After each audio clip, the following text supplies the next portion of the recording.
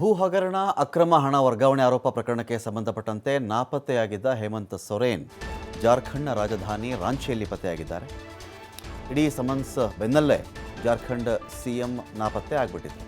ಇಡಿ ಕೊಟ್ಟಿತ್ತಲ್ಲ summons, ಕಾಣಿಸ್ತಿರಲಿಲ್ಲ ಆವಾಗಿಂದ. ಜಾರ್ಖಂಡ್ನ ಮುಖ್ಯಮಂತ್ರಿ ಬಂಧನದ ಭೀತಿಯಲ್ಲಿ ನಾಪತ್ತೆಯಾಗಿದ್ದಾರೆ ಅಂತ ಹೇಳಿ ಊಹಾಪೋಹ ಕೂಡ ಹರಡಿತ್ತು. ನಿನ್ನೆ ರಾತ್ರಿ ಇಡಿ ಅಧಿಕಾರಿಗಳು ದೆಹಲಿಯ ಮನೆ ಮೇಲೆ ರೇಡ್ ಮಾಡ್ತಾರೆ. ದೆಹಲಿಯ ಹೇಮಂತ್ ಸೊರೇನ್ ನಿವಾಸದಲ್ಲಿ ಕಂತೆ ಹಣ ಕೂಡ ಪತ್ತೆಯಾಗಿದೆ. 36 ಲಕ್ಷ ರೂಪಾಯಿ ನಗದು ಹಾಗೂ BMW ಕಾರನ್ನು ಇಡಿ ಅಧಿಕಾರಿಗಳು ವಶಕ್ಕೆ ಪಡ್ಕೊಂಡಿದ್ದಾರೆ. ಜನವರಿ 27 ಈ ಡೇಟ್ಗೆ ಹೇಮಂತ್ ಸೊರೇನ್ಗೆ ಜಾರಿ ನಿರ್ದೇಶನಾಲಯ ಎನ್ಫೋರ್ಸ್ಮೆಂಟ್ ಡೈರೆಕ್ಟೊರೇಟ್ 9ನೇ ಸಮನ್ಸನ್ನು ಜಾರಿ ಮಾಡಿರುತ್ತೆ.